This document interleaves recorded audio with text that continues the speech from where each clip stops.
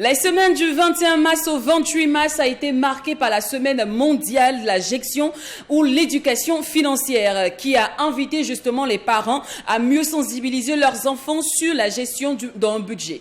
Mais comment leur inculquer, je dirais, la réelle valeur de l'argent et surtout leur éviter qu'il se transforme plus tard en cigale dans l'avenir?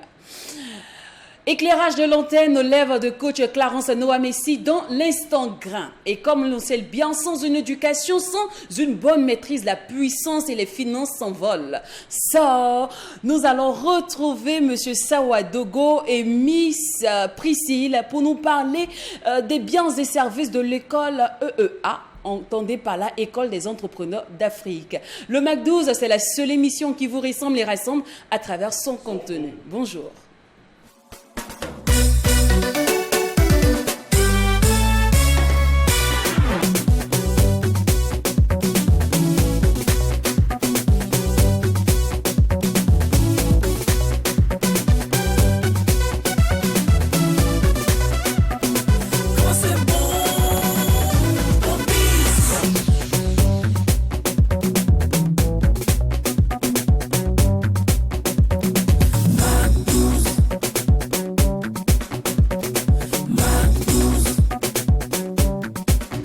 Il a décidé enfin de montrer sa tête. Mr. Jacken fait partie aujourd'hui de la team. Et bien évidemment, quand je dis team, je ne vais pas le dire, oui, je parle de moi. Je parle de toute l'équipe technique et Amazondi ainsi que Ila et Caboret, et sans oublier Lampo. Et aussi Gérard sont aux commandes. C'est grâce à eux que nous arrivons à vous accompagner au bal de la qualité, bien évidemment, en faisant le deuil de la médiocrité. Une fois de plus, merci d'être de notre Le MAC12. On rappelle que c'est la seule émission qui arrive à joindre l'utile à l'agréable. C'est la seule émission, oui, c'est l'émission en question, c'est la seule émission qui vous propose la meilleure des pauses en détente. C'est la seule émission légale à vous faire vivre, je dirais, des moments uniques, surtout fou, d'autant plus que quand il n'y a pas de folie, il n'y a pas de MAC12. C'est exact. Alors, Jacken, ça va? Oui, pleine forme? Je me porte très très bien, oui, je suis en pleine forme et j'espère de même chez vous. Ah, en tout cas, ça se voit, vous êtes en pleine forme. Et quant à vous, cher MAC12, en tout cas, merci pour vos différentes marques d'attention. Ça fait effectivement quelques jours que je n'ai pas pu rejoindre la team sur ce plateau. Je suis ravi de vous retrouver. Merci pour votre fidélité et restez toujours all right. Nous sommes vraiment content de te revoir. Et puis après, tu dis c'est la pleine forme, même si on ne peut pas le vérifier. Moi, je ne sais pas pourquoi chez nous en Afrique, quand quelqu'un vraiment se sent pas bien, on lui demande mais mon frère, ta santé là, c'est comment? Il dit non, ça va, il y a du mieux. En réalité, l'humour il souffre. Mon cher, en Afrique, on ne dit jamais que ça ne va pas. Oui, pourquoi? on est toujours positif. On est toujours parce positif. Que, okay. En termes de santé, dit que ça ne va pas, ce serait prêter tu le flanc. Tu connais qui est ton sorcier. Prêter le flanc, voilà. Tu veux vite qu'on chante maintenant, tu brilles tout là-haut. Non, tu veux qu'on chante ça pour toi rapidement. Dans nos tribus, dans nos sociétés africaines, quand quelqu'un ne se sent pas, souvent aussi c'est parce qu'il y a quelqu'un de l'autre côté qui prie ou qui travaille même pour qu'il disparaisse. Non, donc, je ne pense pas. Oui, non, en fait, je ne suis pas pour ça. Merci beaucoup, attendez, monsieur. je vais t'expliquer. Merci. Terminer. Bon, allez, je vais dire bonjour. Oui, merci, bonjour. Je vais dire bonjour à nos téléspectateurs. C'est une journée pleine d'opportunités, pleine d'actions. Et puis, bonne vie, bon paradis au MAC12. Merci beaucoup, Jacken, ravi de te retrouver. Nous sommes aussi très ravis de vous retrouver, vous, et vous êtes au 3e numéro de cette émission qui vous ressemble et rassemble à travers son contenu. Alors, petite annonce avant de démarrer les hostilités, c'est que désormais nos lives se passe directement sur la page Facebook de votre télévision interactive, c'est-à-dire Twi TV. Parce qu'il y en a plein qui disent, mais on ne voit plus vos lives. Effectivement, on ne fait plus de live, on ne fait plus de direct sur la page MAC12-3 TV. Désormais, c'est directement sur la page de la télévision, la page Facebook de la télé Twi TV. Donc, vous avez simplement tapé 3 TV. C'est un simple 3 TV. C'est simple, Twi TV. Et tac. Vous me verrez, vous pourrez participer digitalement avec nous parce que vous savez bien, on a besoin de vos commentaires, on a besoin de savoir d'où vous nous suivez, qu'est-ce que vous pensez du thème du grain, est-ce que vous appréciez surtout nos annonces, vous voyez un peu, ça nous manque de temps en temps, ça nous manque même pas de temps en temps, c'est au quotidien que ça nous manque. Et si on n'oublie pas que cette émission se veut divertissante aussi pécuniaire. C'est grâce à vous les annonceurs que nous mangeons. Je vous le dis tous les jours. S'il n'y a pas d'annonce, il n'y a pas de souris pour moi. Donc, vous êtes promoteur, vous êtes directeur d'une grande société, commerçant, PDG, DG, directeur commercial. Vous avez envie de faire la promotion de vos biens et services. N'hésitez surtout pas à contacter le service commercial au numéro qui s'affiche juste là sous votre écran. Et on rappelle que nous sommes en direct des locaux de Trui TV. Nous répondons au numéro 254 du décodeur HD du bouquet Canal+. Nous sommes aussi sur la plateforme TNT, sans oublier les réseaux sociaux YouTube et Facebook. Et pour YouTube et Facebook, c'est toujours Trui TV. Voilà, juste Trui TV et vous verrez toutes nos émissions. Vous même pour faire simple, mais par contre pour YouTube, pour faire plus simple, vous pouvez continuer à taper Mac12-3 TV. C'est toujours sur Trui TV que ça va vous envoyer, même pour le live. Rendez-vous 2h20 sur Trui TV, la page des grands moments, des grands instants, la page des grandes émotions, la télévision interactive, la page interactive. Ne vous faites pas prier, participez à cette émission car c'est notre émission, raison pour laquelle on ne cesse jamais de dire que le Mac12, c'est l'émission qui ressemble et rassemble à travers son contenu. Alors les gars, aujourd'hui nous allons démarrer avec l'instant annonceur et puis après terminer avec l'instant grain où nous retrouverons coach Clarence Noamissi. C'est parti, on dit bonjour à monsieur Mamadi Sawadougou, fidèle annonceur, hein? On va faire un petit bon maintenant. Absolument, bonjour. Bonjour à vous. Vous allez bien? Très bien, vous-même? Ça va super bien. Et en face de vous, on retrouve Madame Priscille Oueba. J'espère que j'ai bien prononcé. Ouoba. Voilà. D'accord.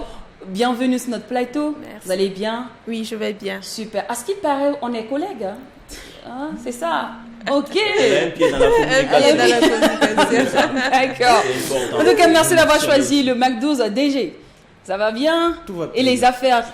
Ça va. Quand même un peu à l'image aussi du pays et tout. On s'accroche, on gère, mais ça va, on ne se plaint pas beaucoup. Dieu merci. Alors, on n'oublie pas, on va rappeler et souligner que vous êtes le DG de EEA, l'école des entrepreneurs d'Afrique. Absolument. On se permet une belle petite présentation pour Bien les nouveaux sûr. Mac12. Alors, Mamadi Sawadougou, DG de l'école des entrepreneurs d'Afrique, donc une structure de formation et d'accompagnement des entrepreneurs, mais aussi des entrepreneurs en devenir. Donc, globalement, c'est des formations en management, en entrepreneuriat, parce que pour beaucoup pensent que l'entrepreneuriat, c'est juste avoir une idée technique, des compétences techniques pour créer une entreprise. Pourtant, une fois l'entreprise est créée, tout ce qui reste, c'est de la gestion. C'est ça qui détermine en fait la survie de l'entreprise. Donc, c'est ce que nous, on aide les entrepreneurs à faire. D'accord. Et quand on parle d'entrepreneurs, c'est que les personnes qui sont prêtes à entreprendre, qui ont déjà leur projet, leurs finances directement, bien qu'on finisse d'avoir leur diplôme, c'est des entrepreneurs en devenir. On a, comme j'ai dit, les deux grandes catégories qui sont en fait les entrepreneurs, mais les entrepreneurs en devenir. Un entrepreneur en devenir, c'est quoi? Ça peut être quelqu'un en fait qui a son idée d'entreprise, mais qui a besoin d'accompagnement pour mettre en place son entreprise. Ça peut être aussi des débutants d'entreprise, en entrepreneuriat plutôt. Donc on aura le temps d'en discuter parce que récemment, on a eu à faire un voyage avec des jeunes entrepreneurs, des jeunes étudiants, des entrepreneurs au Canada. Et c'est vraiment des gens qui sont au niveau des études, mais qui essaient aussi d'entreprendre. D'accord. Alors, quelle est la particularité de EEA? La particularité de l'école des entrepreneurs d'Afrique est le fait que les formations et l'accompagnement qu'on donne, ce sont des choses qui sont données par des professionnels ou des entrepreneurs qui ont fait leurs preuves. Donc, parce que des fois, généralement, on reçoit des formations dans des universités ou à l'école par des gens qui ont le doctorat ou qui sont des professeurs, mais qui concrètement sont vraiment dans la théorie parce qu'ils n'ont jamais vraiment pratiqué en tant que tel. Pourtant, quand on parle de management, quand on parle d'entrepreneuriat, oui, c'est bon la théorie, mais à un moment donné, c'est très important d'aller faire face au monde réel. Donc, c'est ça vraiment la différence. D'accord. Et on rappelle que vous avez un programme immersif au Canada. Oui.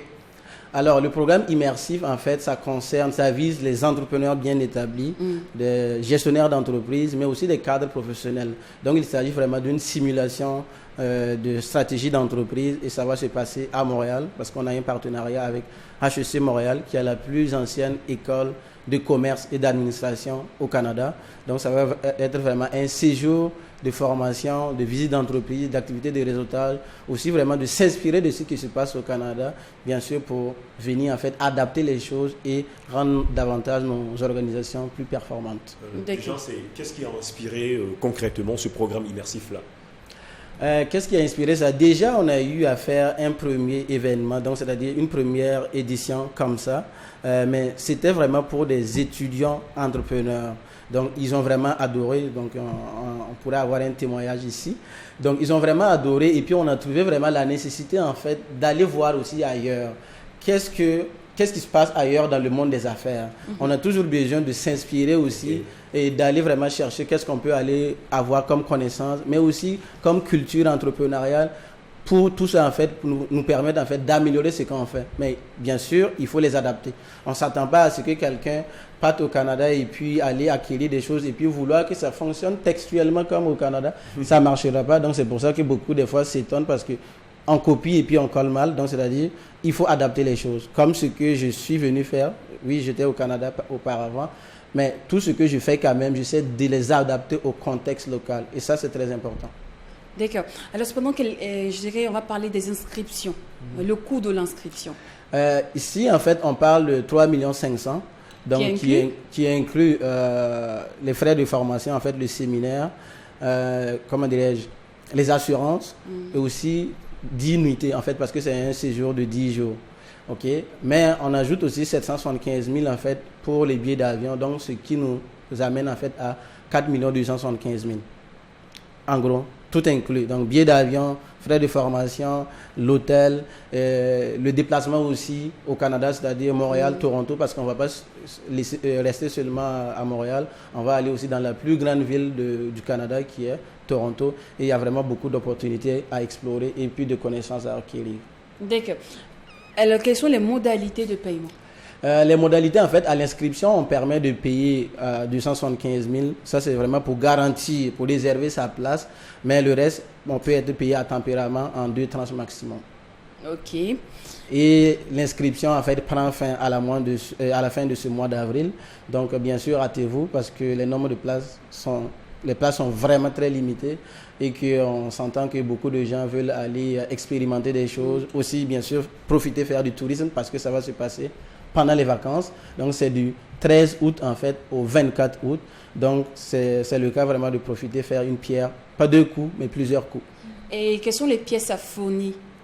Il n'y a pas nécessairement de pièces quelconques parce que ce dont on a besoin, il faut être entrepreneur, donc un entrepreneur assez bien établi, gestionnaire d'entreprise et puis cadre professionnel. Donc, c'est sûr que si tu dis que tu es un entrepreneur, on a besoin de savoir qu'est-ce que tu fais. Donc, il faut fournir les pièces pour ton entreprise.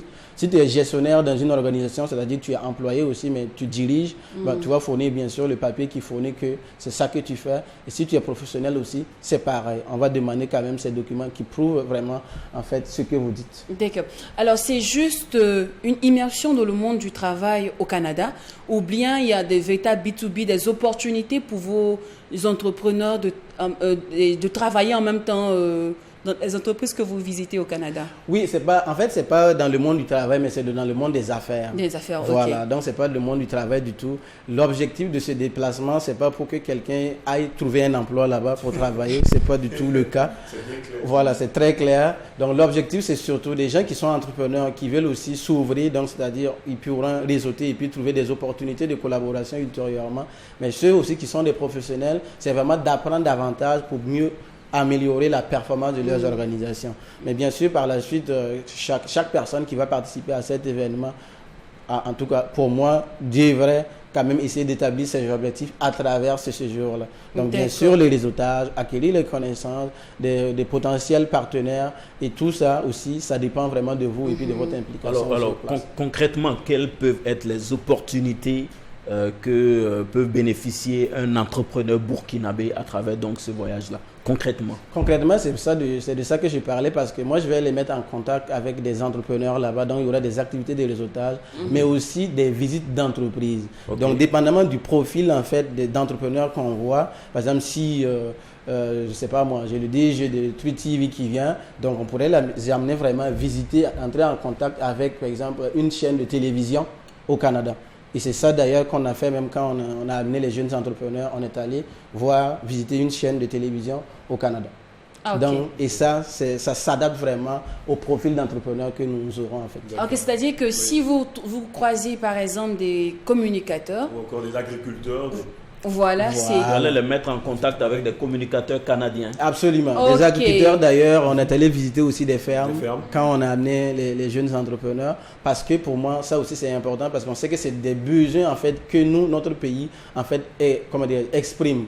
Donc dans ces différents domaines-là, donc la transformation des aliments, donc l'agriculture, l'élevage. Donc on a trouvé ça utile d'aller voir, parce que on avait 2 personnes de la cohorte en fait qu'on a amenées qui étaient dans ces domaines-là. Donc c'était important d'aller visiter. En fait, on essaie vraiment de rencontrer les intérêts de chaque participant. D'accord. Alors, on est celui qui croit sans avoir vu est sauvé. Mais nous, on aime voir avant de croire. Heureusement que vous nous comprenez. Vous avez envoyé sur ce plateau Miss Priscille. Je vais me limiter à la... Bonne arrivée. Comme témoin. Voilà, témoin oculaire. Fraîchement venu du Canada.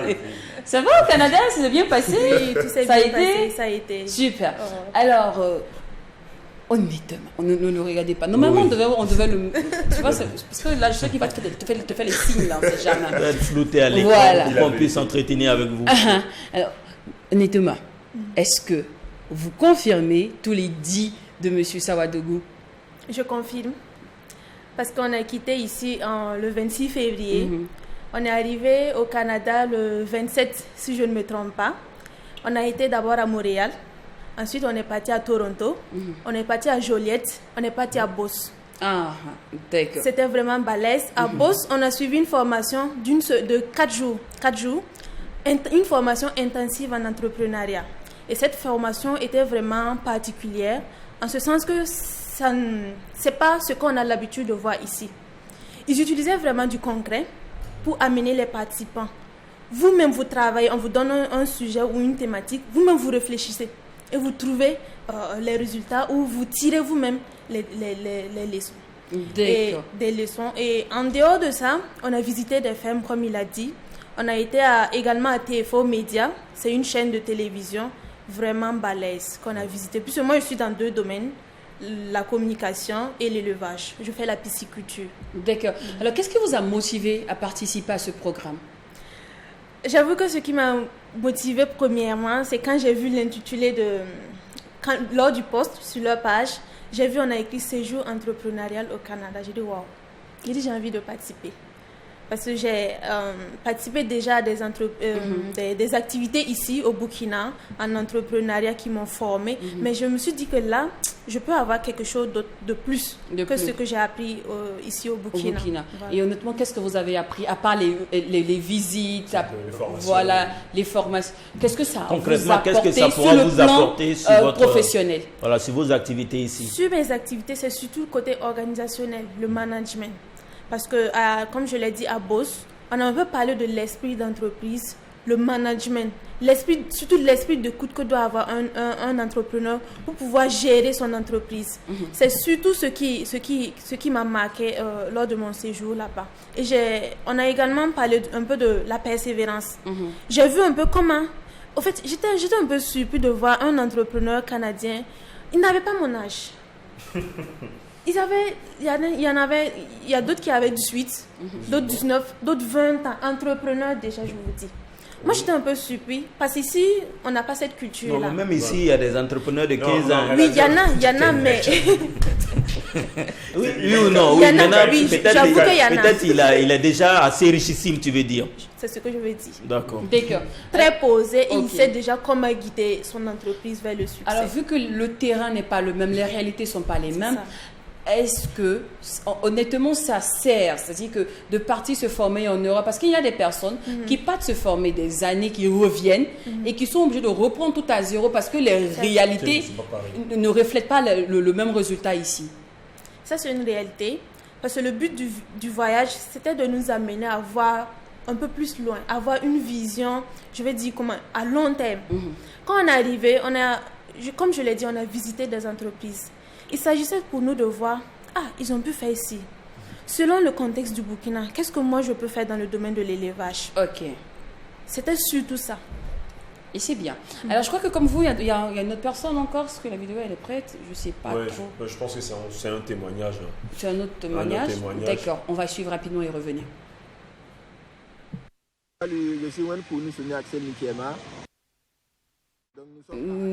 au Canada dans le cadre d'un séjour entrepreneurial organisé par l'École d'entrepreneurs d'Afrique.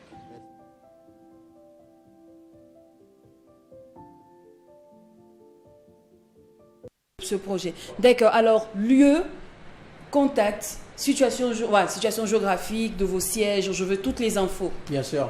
Alors, déjà sur les réseaux sociaux, sur Facebook, c'est École des entrepreneurs d'Afrique. On a aussi une chaîne YouTube qui est très fonctionnelle où vous pouvez avoir des astuces en entrepreneuriat. École des entrepreneurs d'Afrique également. Donc, sur LinkedIn aussi, École des entrepreneurs d'Afrique. Notre WhatsApp, c'est le 07 71 27 37. Et le siège social se trouve à Somgande, en fait, à côté de la banque Société Générale, pas loin de la station Total à Somgande. Donc, ou bien vous tapez juste École des entrepreneurs d'Afrique sur Google, vous allez trouver la géolocalisation. Tu voulais ajouter quelque chose, Eric? C'est le temps du séjour. Oui, séjour du combien de temps? Ok, le séjour, en fait, il s'agit d'un séjour de 10 jours. Donc, dont 7, ça va se passer à Montréal. Et puis les 3 autres, ça va se passer à Toronto, comme je le disais, qui est la plus grande ville en fait du Canada. Merci à vous, Monsieur Savadogo. Merci aussi, Miss Priscille. Mouba.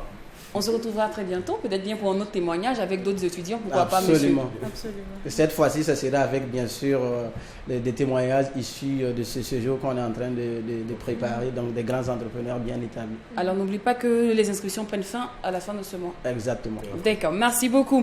Alors, je suppose que vous écoutez quand même de la musique de temps en temps dans le voyage. Hein? Vous êtes passé vraiment. La musique burkinabé, surtout. Pour votre information, on a fait danser aux Canadiens là, avec de la musique burkinabé. Là. Ah bon? Ouais, bien sûr. Ok. C'est très important. La chanson Donc, de Imilo. donc, il fallait aussi, bien sûr, partager notre culture avec eux. C'est très important. D'accord. Alors, dans ce cas, on vous donne encore un autre titre à ajouter à la playlist lorsque vous allez aller très prochainement.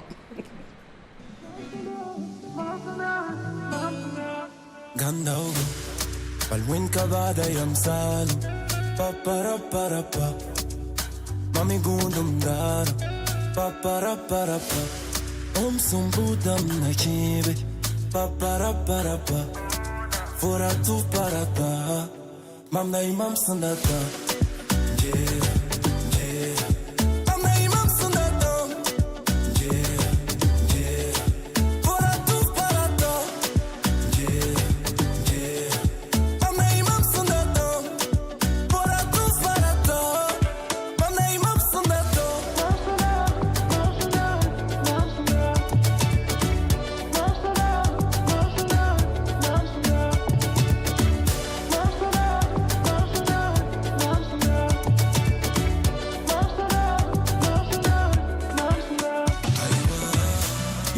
Tek non sweet een patatlam taratebo admin banra ni son to afan tarasebo mam dora ne lambisi nam manawana mami mam chidia mam kumya mam sumni mam pazi tu mame el kin malgam katala puswin barka samon kat bunda kai terave saya boba yutun baudan when I'm anti ton kapam when contame when kita itiname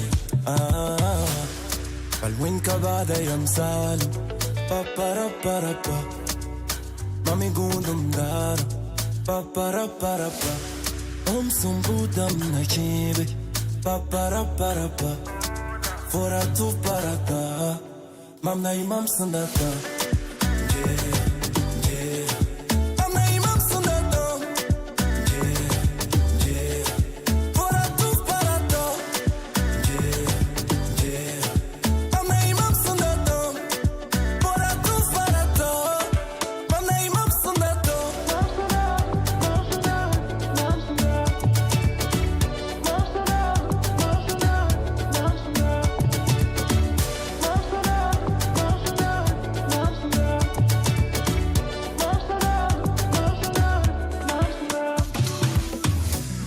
Sumo aya wimukai katinai Nailantir kamara wa banglo golim lagani Basaya gando bofla Titon nonga nankine Bas beba titon adis no widi Mamtuma Mamandam pangteka Mambuda Mampenga La Semaine mondiale de l'éducation financière qui a invité les parents à sensibiliser leurs enfants à la gestion budgétaire a eu lieu le mois passé, on dira du lundi 21 au dimanche 28 mars. Et nous, on s'est dit, mais attends, c'est dommage, comment on a pu ne pas ajouter une pierre à l'édifice, ne pas contribuer à ceci. Et on dit, il n'est jamais trop tard pour bien faire ça. Petit éclairage aujourd'hui sur l'éducation financière avec coach Clarence Noah Messi maintenant, dans l'instant grain.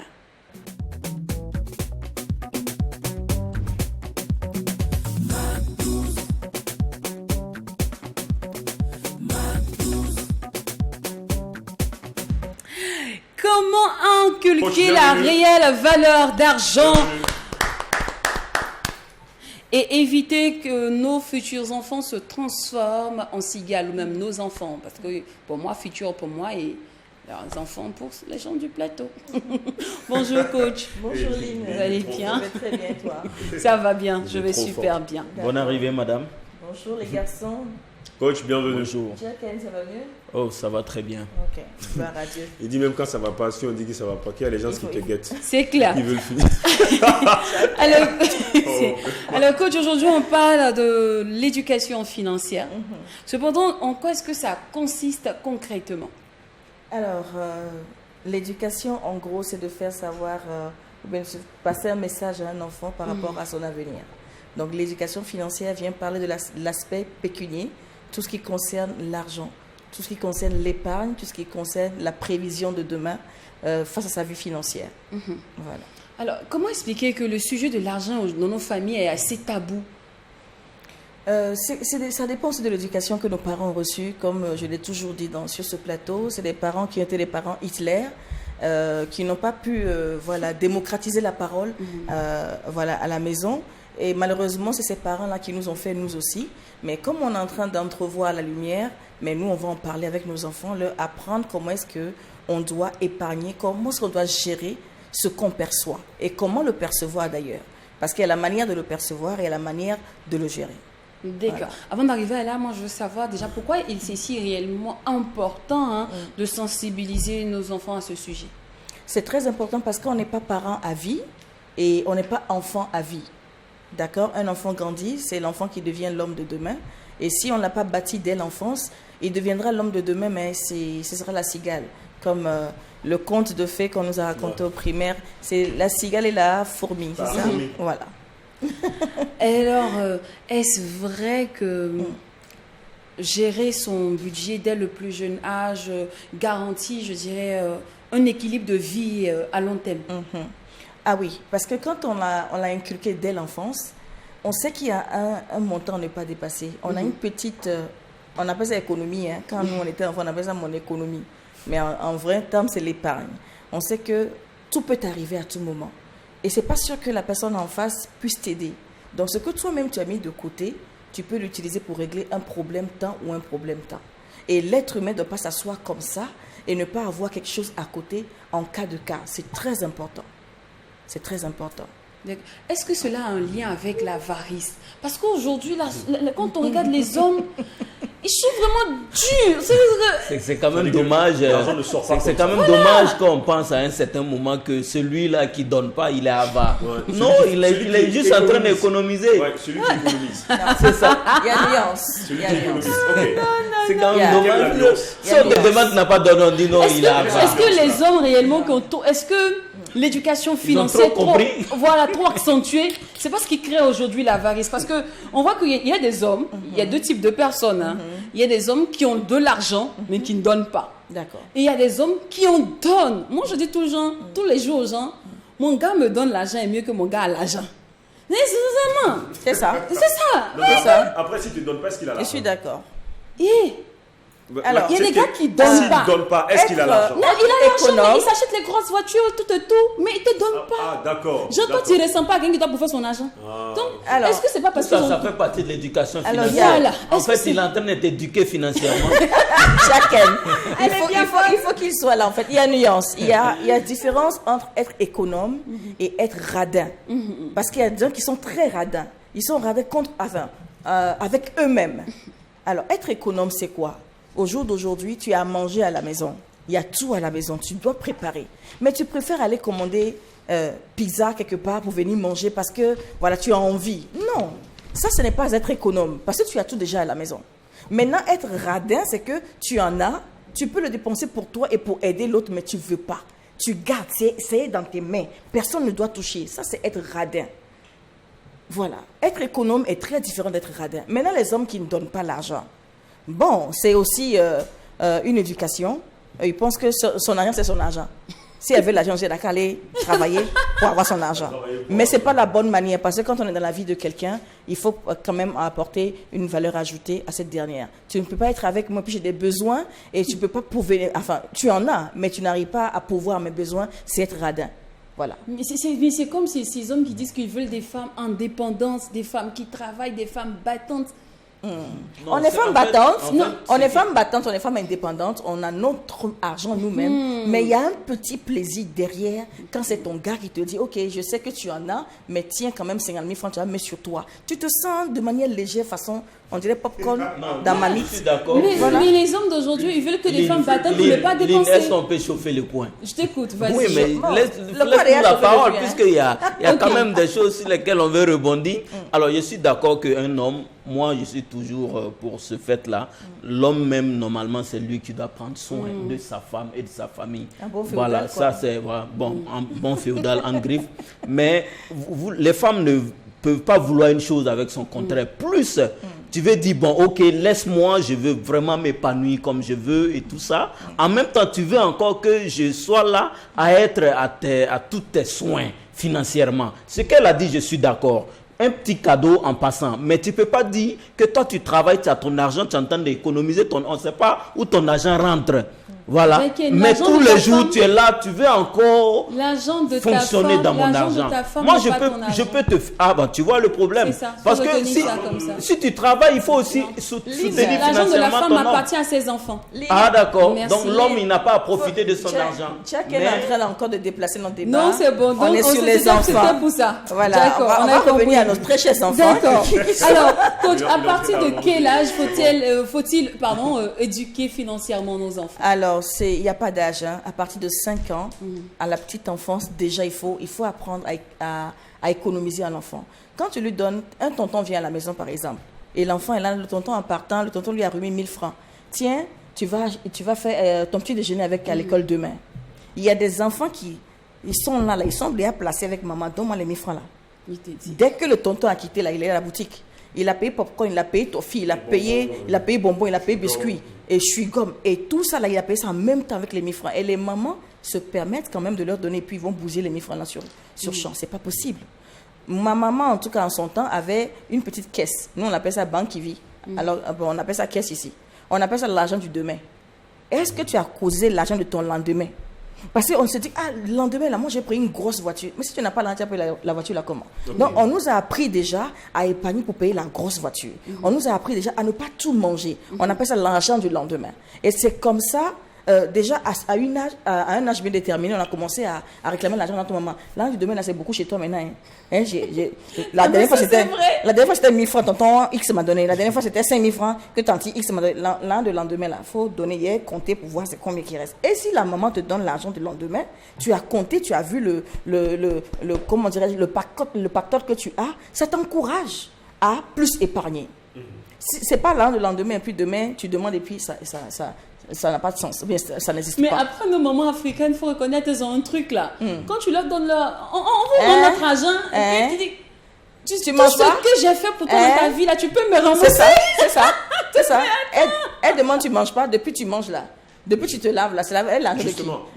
Justement, moi j'aimerais savoir, est-ce que c'est la meilleure façon également de parler à l'enfant? Non, c'est pas la meilleure façon. Ça va pas. C'est une responsabilité d'avoir un enfant. Quand tu es responsable de l'enfant, c'est ta responsabilité de nourrir l'enfant, de la vêtir et faire tout ce qui se doit. Maintenant, tu apprends ou bien tu inities à l'enfant à ne pas gaspiller. Donc, c'est pour ça qu'il y a l'argent du lendemain. Et puis, il y a des parents qui donnent trop d'argent à leur enfant. Et ils ne savent pas comment dirais-je, travailler dur ou bien mériter l'argent. Un enfant un adolescent qui va à l'école chaque jour avec 2500, c'est pas les payer quoi? Ça va pas. Ça dépend, il y a des goûters qui font 5 000. Non, je suis d'accord. Ça dépend de où. Alors, je suis d'accord si tu même si tu l'as inscrit dans une école, je sais pas moi, où on paie 5 millions le mois, ou bien 5 millions l'année, il a son goûter. Peut-être à l'école, il y a une cantine. Mais quand tu lui donnes l'argent, genre 2500 à dépenser, il ne sait pas comment on fait pour gagner l'argent. Il ne saura même pas comment épargner. Tu sais qu'il a un certain âge, il ne peut pas manger, genre un quart de pain, ça va lui suffire. Toi-même, tu réfléchis, tu vois, mon enfant, il a presque 18 ans, il a presque 20 ans, tu lui donnes quelque chose de conséquent. Mais ne pas gâter l'enfant avec l'argent. Demain, il ne saura pas quoi en faire. Mais il va penser qu'on donne l'argent facilement. Est-ce que justement, quand vous serrez trop financièrement l'enfant, est-ce que c'est pas ça aussi qui fait à un certain moment qu'il n'a pas le goût aussi de l'argent? Parce que avoir l'argent aussi, il y a un goût.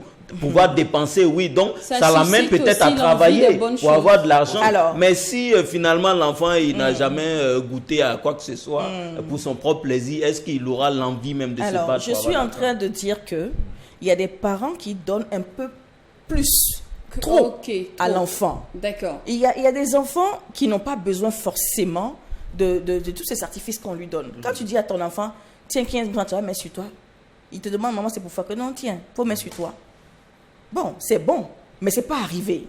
Ça veut dire que avant que l'enfant ne prenne ses 15 000 francs, il faut que tu lui donnes quelque chose à faire. Qu'il apprenne qu'on ne gagne pas l'argent facilement. Moi, mon fils, quand il lave ma voiture, je le paye. D'accord. Il dit, lave ma voiture, il dit, maman, là... Tout travail mérite son salaire. Oui, tout travail mérite son salaire. Voilà. Donc ici on parle d'enfants sans vraiment définir l'âge et tout. Voilà, c'est vraiment un peu vague. Aujourd'hui nous avons des enfants. Un enfant aujourd'hui se retrouve il a 4 ans, il a 5 ans. Et on se permet de lui donner peut-être de l'argent pour aller à l'école et tout. Voilà. Est-ce que cela est bien, coach? Alors, même les enfants, même si on met goûter dans leur sac, les camarades sortent payer quelque chose là. Ils en ont envie. Donne à l'enfant le strict minimum pour qu'il n'ait pas envié quelque chose de son camarade, ou bien qu'il ne se sente pas lésé. En plus du petit déjeuner, il faut ajouter au moins... Un petit quelque chose dans ses mains. On ne sait jamais. Ce n'est pas tous les jours que l'enfant a envie de manger ce que maman a mis dans le sac. Ces enfants sont en train de manger, les camarades sont en train de manger du benga. C'est vrai, il a pain avec omelette dans son sac. Mais benga a une odeur particulière, voilà, par rapport à son pain omelette. Il a envie de payer ça aussi. Et puis bon, l'enfant a besoin... Avec les téléphones que nous avons au jour d'aujourd'hui, il veut t'appeler, il faut que tu lui donnes l'argent pour ces unités. Ou bien toi-même, tu lui charges les unités mensuellement ou bien journalièrement. D'accord. Voilà. Donc, à moi, il y avait ma maîtresse qui vendait jus en classe avec Toffee. Tu as vu? Donc, pour avoir bonne note, c'est genre de maîtresse. Jus. Du coup, non. Non,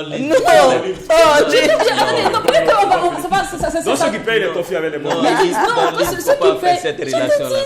Ceux qui payent jus en classe. Ça veut dire que plus tu payes le jus de la maîtresse, tu avais de bonnes notes. Tu avais de bonnes notes. Donc, en fait, tu as plus 1, tu as plus 2. Donc, du coup, tu vois, à l'EPP, c'est école publique. Donc, à Brahma côté. Les 100 francs qu'on nous donne là.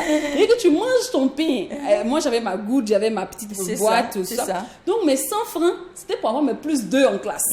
Donc, j'attends la maîtresse de pied ferme. Et souvent, là, j'économise.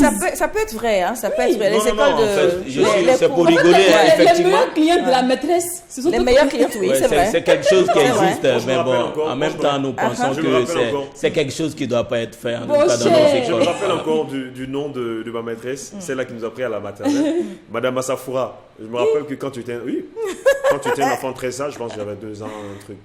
Quand tu avais une bonne note, ben, t'encourageais certainement avec des bonbons. Mais elle ne vendait pas comme ta maîtresse. Moi, ma maîtresse, elle vendait jus. C'est vrai, tu veux avoir plus 2. C'est vrai, les 2 jus. Ça, c'est un bon enfant. C'est ça. C'est ça. Ou bien le jour, tu ne peux pas demander, tu ne peux pas t'offrir aujourd'hui. Tu ne peux pas t'offrir aujourd'hui. C'est un commerçant. Oui. Parce que vraiment, elle n'arrive pas. Elle n'arrive pas à joindre les 2 bouts. Donc, on fait ça pour arrondir les fins du mois. Mais comment encadrer l'argent de poche? Déjà, les garçons, moi, aujourd'hui, vous êtes de nouveaux papas. Est-ce que vous êtes pour l'argent de poche? Donner de l'argent 5 000, 50 000 comme argent de poche du mois, ou bien. Moi, ma grand-mère, par contre, c'était 5 000 chaque 3 jours. Donc, c'était 10 000 par semaine. Donc, tu gères ton argent de poche comme tu peux. C'est à ton niveau. Elle a donné 10 000. Le lundi ou le dimanche, soit de poser les 10 000 de chacun aux cheveux du lit. Déjà, est-ce que vous êtes pour l'argent de poche des enfants? C'est-à-dire que maintenant, on ne vient pas te réveiller. Chacun gère son argent de poche jusqu'à vendredi. Oui, en fait, l'enfant, effectivement, quel que soit son âge, sauf qu'il soit très, très bébé, l'enfant a forcément des besoins qui ne sont pas des besoins liés à ce que tu lui offres à la maison. C'est vrai, il peut avoir à manger, il peut avoir un goûter, il peut avoir tout ça, mais pour ne pas qu'il ait envie, effectivement, ses amis, parce qu'à l'école ou bien même avec ses camarades et tout, il peut y avoir quelqu'un qui passe comme ça, l'enfant a envie d'acheter quelque chose. Donc, il ne faudrait pas que chaque fois l'enfant, non seulement ait une certaine aigreur vis-à-vis de ses amis et tout, ou bien chaque fois, l'enfant veut revenir chaque fois à toi pour quelque chose. Donc, l'argent de poche, ce n'est pas mauvais, mais ça dépend aussi, il faut pouvoir mesurer les besoins de l'enfant. Voilà, il aura besoin de quoi pour ne pas aussi excéder, comme la coach l'a dit tout à l'heure. Sinon, si tu donnes plus que ses besoins, bon, après, l'enfant n'aura pas véritablement le sens de la valeur de l'argent. Et ça, c'est très dangereux. Moi, je suis pour l'argent de poche. Après, nous ne sommes pas toujours présents en tant que parents. Nous ne sommes pas forcément toujours à côté des enfants. Du coup, quand on donne cet argent de poche-là, déjà avec une bonne fréquence, bien mesurée, bien étudiée, parce que le parent déjà sait ce que l'enfant a chez lui à l'école, ce dont il peut avoir besoin. Ou bien sur la route de l'école, par exemple, quel est le problème qui peut arriver, qui peut survenir. Aujourd'hui, il y a des enfants qui partent à l'école à moto et tout. Donc, le parent donne l'argent de poche en fonction peut-être de la moto qui peut se crever, ou encore peut-être la bougie qui va arrêter de fonctionner et tout. Et puis, voilà, c'est toujours important. Et puis, c'est comme ils ont dit, hein, il faut juste savoir étudier et donner vraiment le juste. En fait, il ne faut pas abuser. Voilà, il ne faut pas abuser. Ta grand-mère, par exemple, tu as dit qu'elle vous donnait 5 000 francs chaque 3 jours. Mais elle sait pourquoi elle vous donnait 5 000 francs chaque 3 jours. Il y avait le transport dedans. C'était inclus. Hein. C'est impératif. Je pense que c'est très important. Et puis, voilà. Alors, moi, je dirais plus loin, s'il te plaît, Lynn, c'est responsabiliser l'enfant. Quand on te donne ton argent de poche, il faut gérer toi-même. Il faut gérer toi-même jusqu'à une période donnée. Si ça finit avant, c'est ton problème. Oui. Mon cher. Si ça finit avant, tu râles. Je pense que, voilà, si ça finit avant, c'est l'une des meilleures stratégies même pour permettre à l'enfant d'économiser. C'est ça. Plutôt que de lui donner... journalièrement. Le parent ne doit pas avoir un contrôle sur cet argent-là. Non, pas du tout. Je t'ai donné 5 000 francs pour la semaine. Ça finit avant la semaine, c'est ton problème. Tu sais que tu ne dois même pas m'approcher. Si c'est pas le lundi prochain. Quand nous étions gamins, quand on nous donnait de l'argent pour la semaine, souvent même la semaine peut arriver et puis on n'a pas touché à l'argent. Parce qu'on veut après aller manger quelque chose d'autre. Oui, ou bien entre amis, on se fait des quotas et puis on veut sortir et tout ça. C'est responsabiliser l'enfant.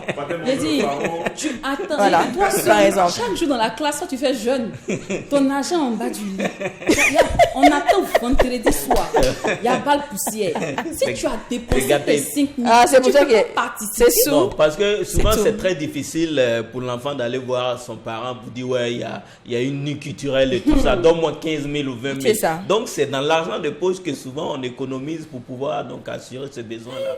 Il y a dit, nous, nos petits chéris de l'école, là, tu vois, avant d'écrire les lettres, là, les chers David, chers Paul. Donc c'est son goûter de 16 heures, là. Le gars t'invite pour aller manger la loco. Mais c'est toi qui gères. C'est toi qui gères. Tu l'as dit, tu penses que le gars, tu penses que ton gars le plus riche, c'est son goûter là. Il économise toute la semaine pour t'inviter vendredi. C'est pas simple. Ça prouve également une richesse parce qu'un enfant qui peut bien économiser.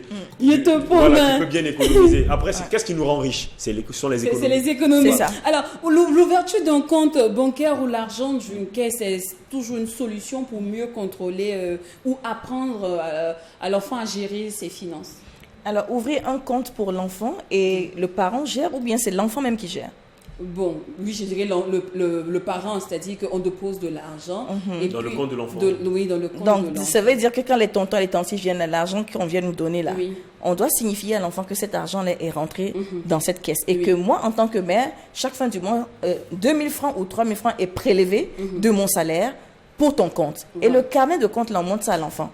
On l'assoit, on le lui montre. Tu attends dans ton compte. Ça, c'est tes économies. Ça, c'est ce que moi, j'ai ajouté. Et moi, c'était une fierté pour moi de dire à mes élèves, à mes camarades de classe, vous me voyez comme ça, je n'ai pas petit l'homme. Hein. Moi, j'ai compte bancaire. Vous êtes assis ici, là. Qui a compte bancaire au milieu de vous?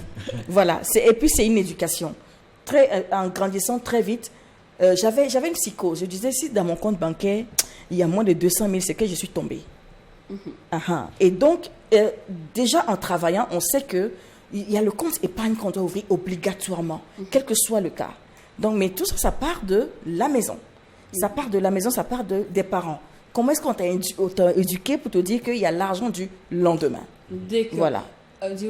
Oui, après moi je me demande, est-ce que cela ne peut pas par moment rébeller l'enfant dans le sens où je montre le carnet, le carnet bancaire à l'enfant, voilà, je lui dis, bon, il y a telle somme qui est entrée dans ton compte, et ainsi de suite. Et puis un jour, ça arrive, l'enfant vient te dire, ou bien l'enfant me dit, maman, j'ai besoin peut-être d'une nouvelle chaussure.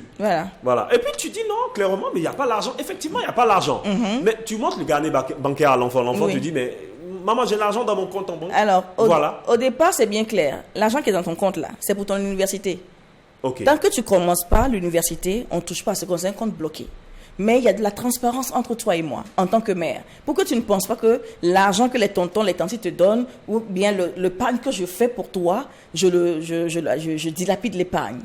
Donc, c'est pour lui construire un avenir financier plutôt très solide. Parce qu'on ne sait pas de quoi demain est fait. Au jour d'aujourd'hui, le parent est valide, il va et vient, il s'occupe de toi et tout. Mais demain, on ne connaît pas. Il y a des aléas de la vie. Alors que si tu as fait un truc comme ça de poser à l'enfant, même si toi tu n'es plus valide demain, cet enfant-là peut s'appuyer sur ce que vous avez mis à côté pour lui, pour ses études, pour son avenir, pour se relever. D'accord. Voilà. Cependant, est-ce que c'est une bonne solution d'étaler, je dirais comme ça, notre situation financière devant l'enfant? Moi, je prends un cas simple. Moi, je vivais dans ma petite bulle familière avec tout et tout. Et en ce moment, je quitte à l'école, on m'a fait asseoir. On m'a dit, il n'y a plus d'argent. Pour mes frères, ça a été, pour mes frères, ça a été un gros choc. Il n'y a plus d'argent de poche. Voilà, il n'y a plus il n'y aura pas ça. Désormais, on va passer de telle somme à telle somme. On va passer de telle folie à telle folie.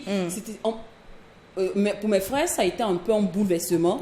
C'était mon frère aujourd'hui me dit toujours, maman, c'était mieux que tu essaies de camoufler la chose pour ne pas que ça nous atteigne.